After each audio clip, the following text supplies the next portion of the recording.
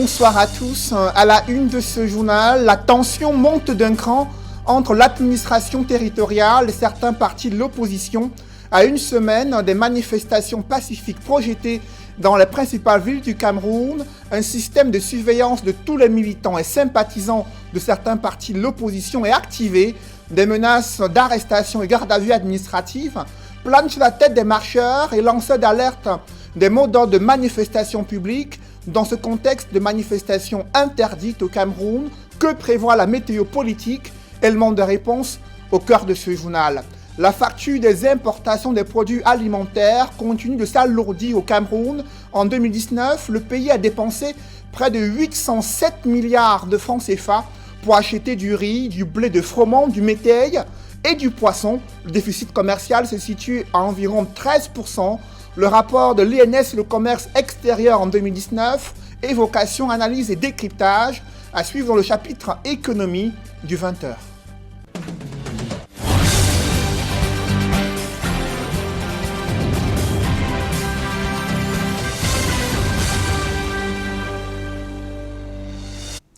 Merci de suivre cette édition complète de l'information sur Equinox Télévision. Ce soir, je vous invite d'abord à la découverte de cette localité, Akak, en passant par Campo. C'est une route qui relie Kribi à Akak, en passant par Campo. Ces différentes localités sont situées dans le département de l'Océan, région du Sud. Sur une centaine de kilomètres, la route est parsemée de bourbiers géants. En cette saison de pluie, les routes sont tellement impraticables qu'aucun voyageur n'est sûr d'arriver à destination dans de bonnes conditions. Dans le sud profond, sur l'axe Kribi-Campo-Akak, voici le carnet de route de nos reporters Rodin Gassi et Marcelin Gansop. En route pour Akak, via Campo, nous pensions avoir fait le plus difficile, en nous dotant d'un véhicule adapté au très mauvais état du réseau routier. Cette précaution était d'autant plus nécessaire que ces derniers temps, il pleut des cordes dans la région du Sud et le département de l'Océan, dont dépend l'arrondissement de Campo, n'est pas épargné par ces grosses larmes venues du ciel. Les 30 km qui séparent Kribi de Ngoro, où est implanté le port, sont parcourus sans aucune difficulté. Le calvaire commence après la traversée de l'espace portuaire. Ça tombe mal pour nous, puisque dame pluie vient d'arroser la zone, rendant quasiment impraticable la route, qui n'était déjà pas en bon état. Plus de 45 km nous séparent de Campo, auquel il faut ajouter les 30 km à parcourir entre Campo et Akak, notre point de chute. Les estimations les plus réalistes nous situent à peu près 6 heures de route. C'était sans compter avec les gigantesques bourbiers qui ne vont pas tarder à nous imposer leur rythme. Le premier et l'un des plus dangereux nous attend au village Balambala.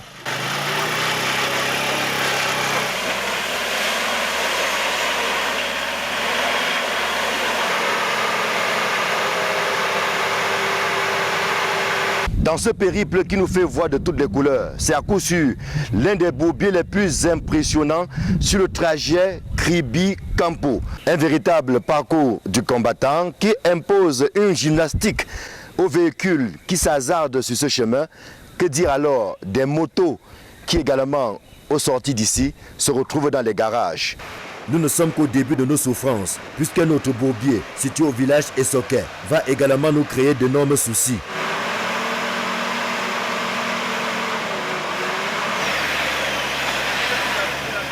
Nous y passons plus de 30 minutes, usant et abusant de la force de nos bras et de celle de quelques riverains, plutôt habitués à ces spectacles désolants.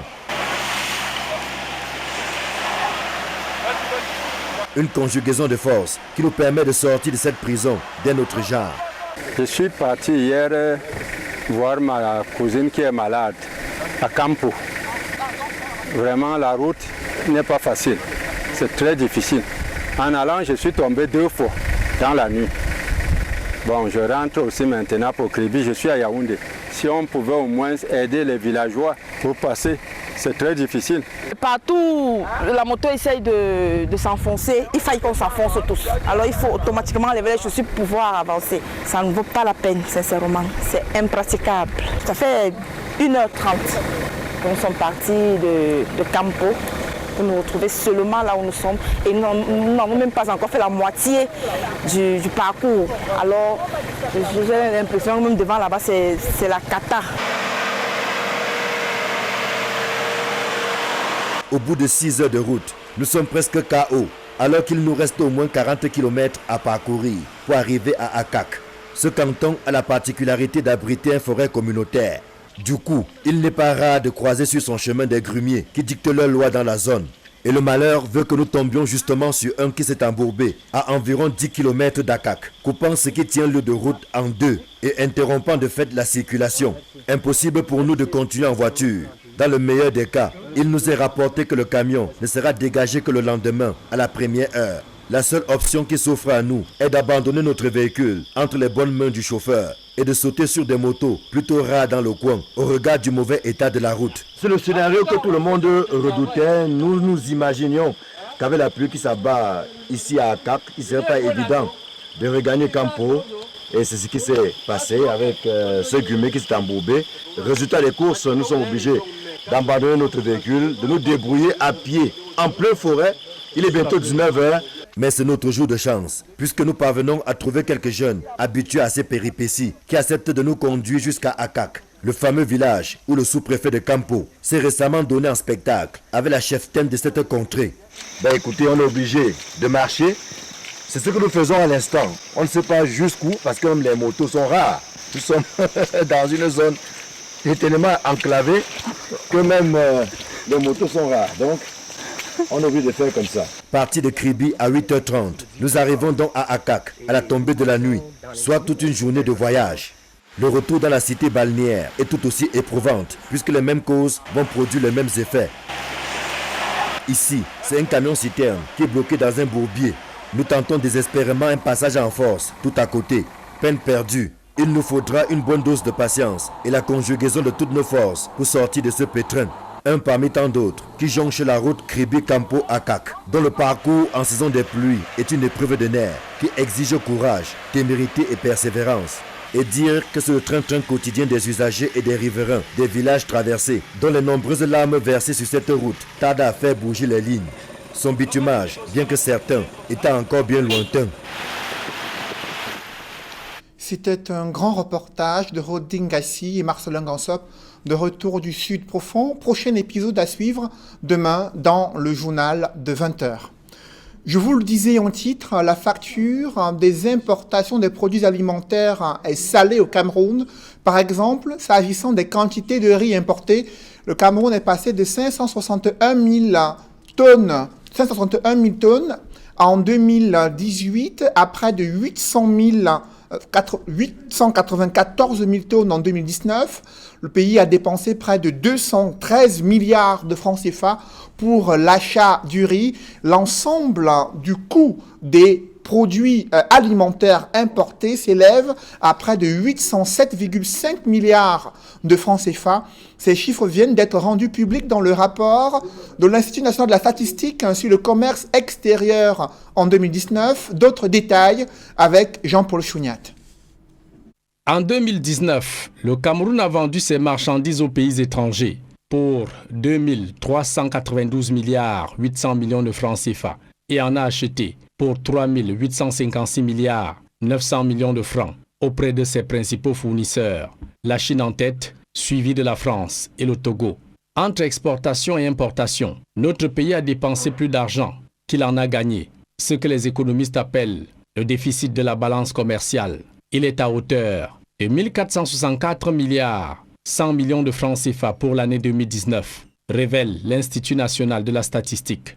Ce déficit s'est davantage creusé avec le boom des importations de carburants et lubrifiants. Depuis l'incendie de l'outil de production de la Société nationale de raffinage, le 31 mai 2019 à Limbé, de 473 milliards 800 millions de francs CFA en 2018, la facture du carburant a grimpé à 724 milliards 600 millions de francs, soit une hausse de 251 milliards 800 millions de francs CFA. Même l'embellie en hausse des recettes d'exportation de 280 milliards 400 millions de francs CFA n'a pu freiner l'envolée du déficit de notre balance commerciale, mentionnent les experts de la statistique nationale. Pour 2020, les perspectives ne sont pas du tout bonnes, avec au premier semestre des recettes d'exportation évaluées à seulement 918 milliards 400 millions de francs CFA et une dépense d'importation déjà à 1406 milliards, soit un déficit de 487 milliards de francs CFA sur sa balance commerciale pour les 6 premiers mois de l'année en cours. Pour les spécialistes des stats, la facture de 807 milliards de francs CFA de dépenses d'importation, avec l'achat en hausse des produits alimentaires, vont s'alourdir avec la forte consommation de riz dans les ménages et le transbordement illicite des cargaisons vers le Nigeria. Ce qui a d'ailleurs accru les importations de riz de 561 112 tonnes en 2018 à 894 486 tonnes pour une hausse de 54%, soit 333 374 tonnes de plus importées en 6 mois. En raison de la pandémie Covid-19 qui a ralenti les échanges commerciaux sur la planète, le repli de la consommation alimentaire sur les produits locaux au détriment des denrées venues d'ailleurs pourrait avoir un effet bénéfique sur notre solde commercial, impulsant ainsi l'offre nationale, cependant fragilisée par la fermeture des frontières. La crise dans la filière tomate le prouve à suffisance, en conclut l'Institut national de la statistique dans sa note de synthèse sur le commerce extérieur en 2019. Du reste, fait observer l'Institut national de la statistique, le maillon faible du commerce extérieur camerounais réside dans la sous-région, moins de 7% d'échanges commerciaux avec les pays de la CEMAC, la communauté économique des États de l'Afrique centrale. À l'annonce des manifestations de certains partis de l'opposition au Cameroun, le ministre de l'administration territoriale dévoile son plan visant à contrecarrer ces initiatives. Paul Atangandi prescrit la mise en place d'un système de surveillance de tous les militants et sympathisants du MRC dans les villes de Yaoundé, Douala et Bafoussam. Dans un message adressé au gouverneur du centre, du littoral et de l'Ouest, le ministre de l'administration territoriale leur demande de procéder sans faiblesse à l'interpellation et la mise en garde à vue administrative de toutes les personnes qui se trouveraient sur la voie publique lors des manifestations illégales, selon le ministre. Il précise que les lanceurs de mots d'ordre des manifestations feront également l'objet d'arrestations. Pour le ministre Paul Atangandi, le maintien de l'ordre doit se faire avec professionnalisme et sans la moindre complaisance avant, pendant et après les élections régionales prévues le 6 décembre 2020.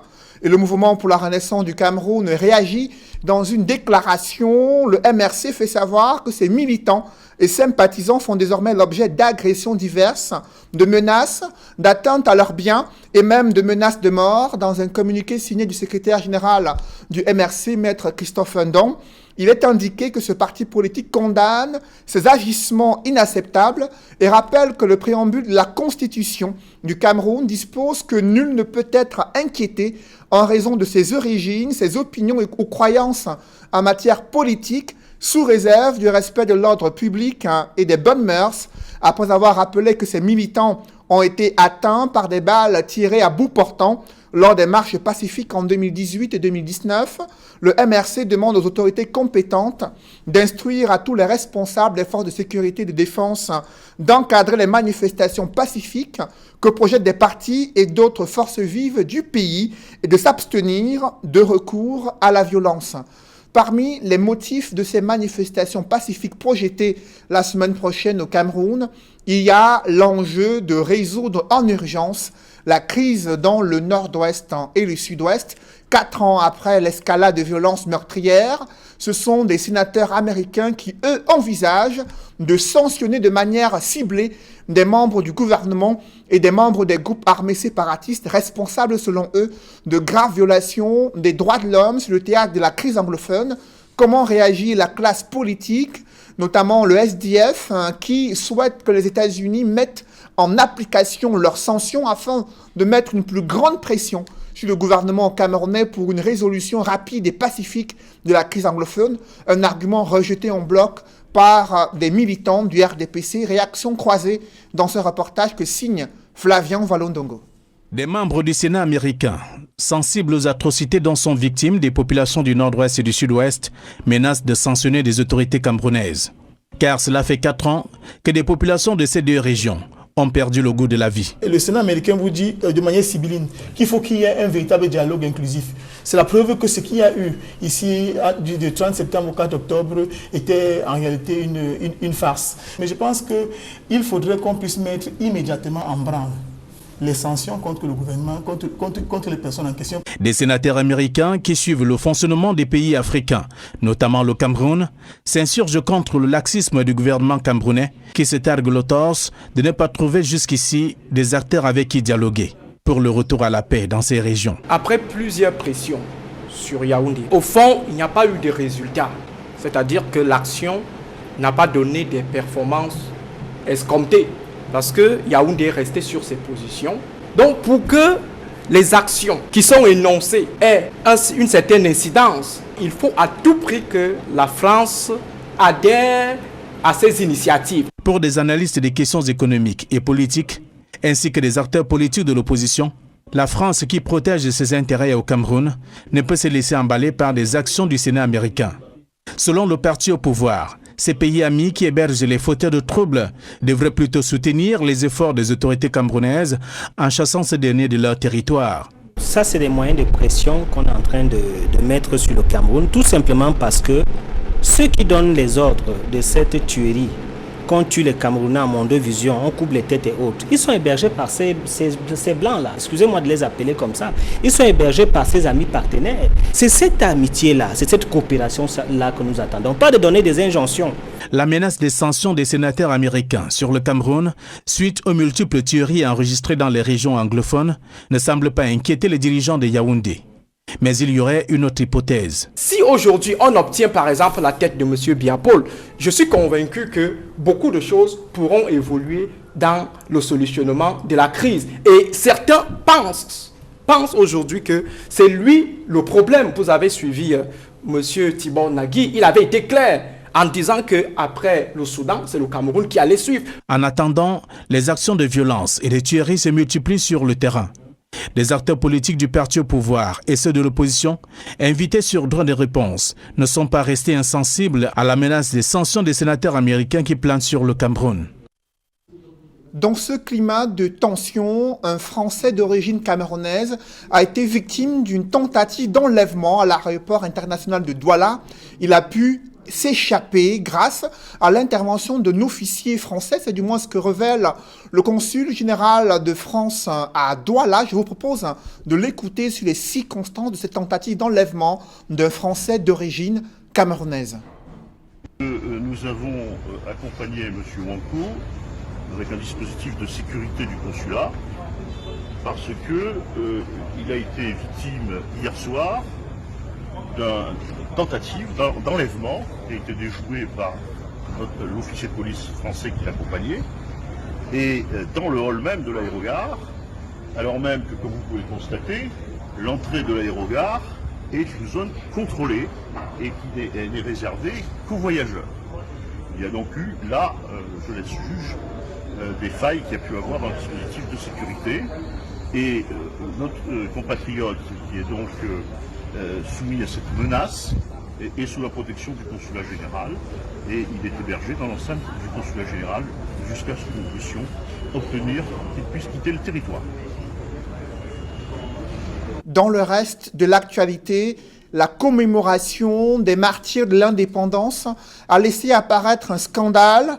La présidence de la République a désigné le secrétaire général du comité central du RDPC pour représenter le chef de l'État du Cameroun à un événement organisé par une faction de l'UPC. Pourtant, elle n'a aucune autorisation ni existence légale pour mener des activités au nom de l'Union des populations du Cameroun.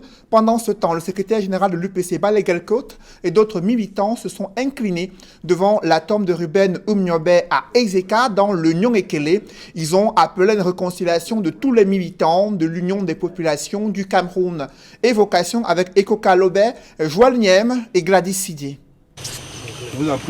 La commémoration du décès de Ruben Umniobe n'a pas réussi à réunir les deux factions au sein de l'UPC. À Ezeka, Pierre Balegelkot, secrétaire général reconnu par le parti, a procédé à une visite sur la tombe du héros en compagnie de la veuve et d'autres militants et sympathisants de l'UPC. Des prières ont été dites en la mémoire du disparu. Le secrétaire général de l'UPC en a profité pour lancer un appel au retour de la paix dans les régions en crise au Cameroun. Un message pour que la guerre cesse dans le nôtre. Puisque vous savez bien que sa mort nous rappelle les revendications pour l'unification, la réunification du Cameroun. Son cheval de bataille, et c'est pour cela qu'il est mort, que nous retournions à un seul Cameroun. Donc on est venu nous ressourcer parce que le 13 septembre, c'est la mort, l'anniversaire de la mort de l'Union de Ruben Oumniobé. Permettez-moi tout d'abord, au nom des militants et sympathisants du parti historique et à mon nom personnel. Profitant aussi de cette date anniversaire du décès de Oumniobé, la faction Bapolipot s'est retrouvée dans la Sanaga maritime en compagnie d'autres militants. Ils ont procédé de ce côté à l'inauguration du monument des patriotes martyrs d'Équité. Bapolipot, adoubé par le gouvernement, a reçu durant cette cérémonie qu'il a organisée à Edea le secrétaire général du comité central du RDPC. Jean Kueté y a représenté le chef de l'État. Le message fort aujourd'hui est que la paix règne au Cameroun et que le peuple camerounais doit tourner le dos à l'extrémisme et ne pas suivre les slogans de déstabilisation qu'on peut observer aujourd'hui à partir des engagements d'un certain parti. Certains leaders des partis de l'opposition, à l'instar de Serge Espoir Matomba, étaient aussi présents. Des complicités, des ingérences étrangères sont encore à l'œuvre pour briser notre pays dans les régions du nord-ouest et du sud-ouest. C'est sous une pluie battante que la cérémonie s'est déroulée, les uns et les autres pataugeant parfois dans de la boue, afin d'arriver à la place de fête. Alors que les tensions se poursuivent au sein de l'UPC, Maître Charles Tchungan et ses pairs du consortium des conseillers de l'UPC menacent de traîner en justice tout média qui continuerait à recevoir Robert Bapolipot en qualité de secrétaire général du Parti des Crabes. Rappelons que depuis le 10 juillet 2020, le tribunal administratif de la région du Centre, statuant sur une requête de Pierre Baleguel-Cotte, avait rétabli ce dernier au poste de secrétaire général de l'UPC aux dépens de Robert Bapolipot, soutenu par les autorités. Ce qui pouvait les pousser. Certains Camerounais sont passés spécialistes dans l'arnaque de leurs concitoyens qui sont dans la misère, notamment ceux qui cherchent en vain à réussir au concours d'intégration à la fonction publique ou alors à obtenir des faveurs des personnels et officiers supérieurs de l'armée camerounaise. Ces faussaires ont été mis aux arrêts après des investigations menées par le groupement mobile d'intervention numéro 2 dans la ville de Douala. D'autres précisions avec Julienne Berthebissaille et Innocent Abega. Cet homme, c'est Azélé Hervé, un faux lieutenant répondant au nom de Obam Landry. Je ne suis pas militaire. Je ne suis pas militaire. Je me retrouve à la tenue militaire. La tenue militaire s'est retrouvée entre mes mains. C'est tout dans mon sac. Je suis chez mon petit ami. Ça m'a été remis par la petite amie de l'un de mes collègues. Bon, pas collègue, camarade. Pour lui remettre ça quand il va rentrer, parce qu'il a demandé que sa petite amie lave ça. Et comme moi je venais ici, je voyageais, j'ai pris ça dans le sac, j'ai mis dans le sac, je pensais que j'avais fait 3 jours pour retourner à Yaoundé. Le présumé faussaire s'était spécialisé dans l'arnaque des chômeurs, leur promettant emploi et réussite au concours officiel. Son mode opératoire, utiliser les cachets et documents officiels des services du ministère de la Défense pour tromper ses victimes. Suspect dans ses faits et gestes au lieu d'Iyassa à Douala, les habitants du coin le livrent à la police. Pris en flagrant délit, son domicile est perquisitionné. La police découvre une mallette contenant des effets suspects, une tenue militaire et des armes blanches. Il est à préciser que s'agissant du lieutenant, la fouille de son domicile a permis de mettre la main sur des objets assez compromettants. En dehors de la tenue de l'armée de l'air, nous avons également trouvé ce couteau. Ce couteau qui ressemble fort à une baïonnette, mais il n'en est pas une. Et nous avons également trouvé cet objet qui, vous le voyez bien, ressemble à un pistolet. Donc c'est une arme factice. Et également ce ceinturon. Autre bonhomme qui se passait pour l'ami intime de tous les officiers, capitaine, colonel et même des généraux, le voici, Tchadie Yatan Tchao, raquettant des citoyens. L'infortuné, ni les faits. Je suis en service au ministère de la Défense, employé civil. Voilà mes billets de voyage. Voici mon billet retour et voici mon billet arrivé. Et c'est le colonel, même le directeur, c'est le président du tribunal militaire qui me fait venir à Yaoundé comme ça. Le faux lieutenant Azélé Hervé et Tchadie Yatan arpentaient les couloirs du ministère de la Défense, faisant ami-ami avec de hauts gradés et par la suite, abuser de leur confiance aveugle. De faux personnels civils en service au ministère de la Défense, l'un des présumés a eu le courage de s'essayer dans les uniformes militaires, l'autre dans le trafic d'influence. Un jeu qui leur a bien réussi jusqu'à leur interpellation par le groupement mobile d'intervention numéro 2. Je le remarque, ça fait plus de 15 ans. Vous le remarquez rapidement. Ici à la base. Tous deux risquent de lourdes peines de prison pour faux et usage de faux. Non, et comme il est là, je ne le connais pas comme ça. Je ne le connais pas comme ça.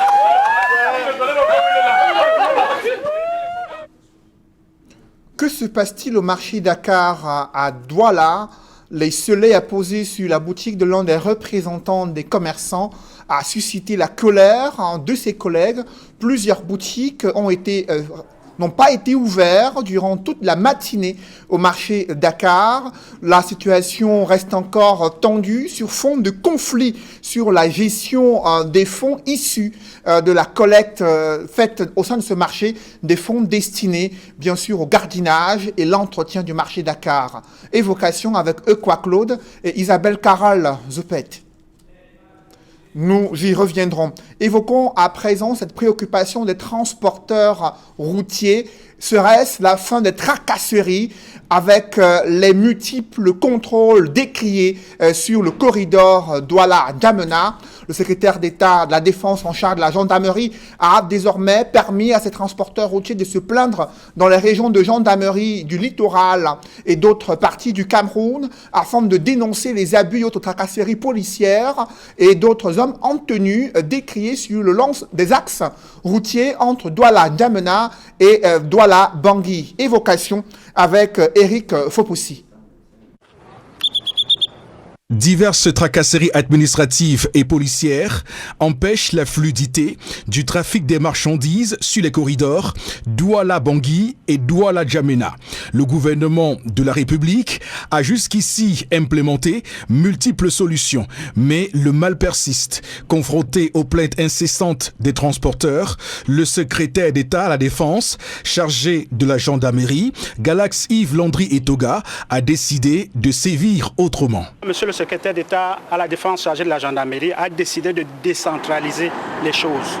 Il a donc responsabilisé les commandants de région que nous sommes et il nous a autorisé à tenir périodiquement, et la période c'est 3 mois, de tenir des réunions avec les responsables des syndicats de transporteurs pour qu'on se retrouve et qu'on mette sur la table tout ce qu'il y a comme problème et pour qu'au cours des échanges, nous puissions trouver des solutions à notre niveau et sur le terrain, de façon que les moindres problèmes ne puissent pas attendre des solutions depuis Yaoundé. La salle de conférence de la 2e région de gendarmerie vient ainsi d'abriter à Douala une importante concertation entre la gendarmerie nationale et différents acteurs du secteur des transports routiers exerçant sur ces corridors. Nous avons travaillé dans la paix et la sérénité et nous allons continuer à mettre en place des task force à tous les niveaux. Et nous avons déjà désigné des points focaux qui vont répondre également aux points focaux de gendarmerie pour pouvoir mettre un terme à ces malentendus, à cette horrible observer ça et là, qui n'honore pas notre pays, qui n'honore pas surtout notre profession. La plateforme d'échange entre la gendarmerie nationale et les transporteurs camerounais constitue alors la toute première ayant pour objectif principal de garantir la libre circulation des personnes et des biens. Nous, patrons des propriétaires des véhicules, nous savons que par le passé, ce n'était pas évident. Mais aujourd'hui, avec une certaine valorisation et ce que je dois appeler la collaboration avec la force de sécurité, le commandant du groupement motorisé nous a dit même pendant la réunion qu'ils nous attendent lorsque nous sommes confrontés à des difficultés, que nous nous rapprochons pour que davantage nous échangeons. L'optimisme règne désormais chez ces transporteurs des corridors routiers de la sous-région Afrique centrale. Nous pensons que nous, à la région du littoral, nous prendrons toutes nos responsabilités, rien que nos responsabilités, et nous pensons que le transport dorénavant se fera bien parce que toutes les récriminations seront adressées, tranchées et vérifiées par un général. Et un général dans l'armée camerounaise, c'est quelqu'un qui est respecté. Certains syndicalistes estiment les pertes à plusieurs dizaines de milliards de francs CFA par an sur les corridors Douala-Bangui, Douala-Djamena du fait de cette tracasserie. En bref, à présent, la Chine, d'où est partie la pandémie du coronavirus, appelle l'Afrique à une mutualisation des forces en vue de bâtir une communauté de santé. En ce qui concerne le Cameroun, le gouvernement chinois vient d'offrir à la délégation générale à la sûreté nationale un don en matériel de santé et équipement de protection individuelle en vue de renforcer la riposte au sein de la police nationale au Cameroun. Mesdames, Messieurs, c'est la fin de ce journal. Merci de l'avoir suivi. Juste après cette édition de 20h, retrouvez Serge Alain et ses invités pour le débrief du journal sur le plateau d'Equinox Soir. Serge Alain. Malgré la décision du tribunal administratif de Yaoundé qui a rendu le verdict faisant de Balaguel Côte le secrétaire général de l'UPC, l'UPC a célébré hier, avec ces deux tendances bien sûr, la mort de Ruben Oumniobé. D'abord à Ezeka où se sont retrouvés le secrétaire général de l'UPC Balaguel Côte, d'autres militants et sympathisants. Ils ont tenu à s'incliner devant la tombe de Ruben Oumniobé en présence des proches de ce héros national, appelant à la réconciliation avec tous les héritiers politiques de Ruben Oumniobé. Au même moment, du côté d'EDEA, c'était la commémoration d'une stèle des martyrs en présence de celui qui représentait le chef de l'État. Il s'agit du secrétaire général du comité central du RDPC, en compagnie de l'ancien secrétaire général de l'UPC, qui est l'ancien député, qui n'a plus qualité, selon les décisions de justice, pour mener des activités au nom de l'Union des populations du Cameroun. Pourtant, vous l'avez vu en image, brandir les différentes tenues de l'Union des populations du Cameroun et être le leader de cet événement qui s'est tenu à Équité en présence du SG, du comité central du RDPC, représentant à la grande surprise le chef de l'État du Cameroun et d'autres leaders politiques. Cérémonie de commémoration des martyrs de l'indépendance, ce qui montre encore qu'il y a encore, comme vous l'avez vu, des querelles intestines au sein de l'Union des populations du Cameroun, une thèse refutée par la direction de l'UPC qui est celle confiée à Balaguel Côte. C'est Jala. Voilà, madame, monsieur, c'est dans l'essentiel Equinox Soir, deuxième partie. Bonne soirée à vous, Cédric. Bonne soirée à vous, Serge Alain. Rendez-vous demain. 20h. Dans un instant, la suite. Equinox Soir.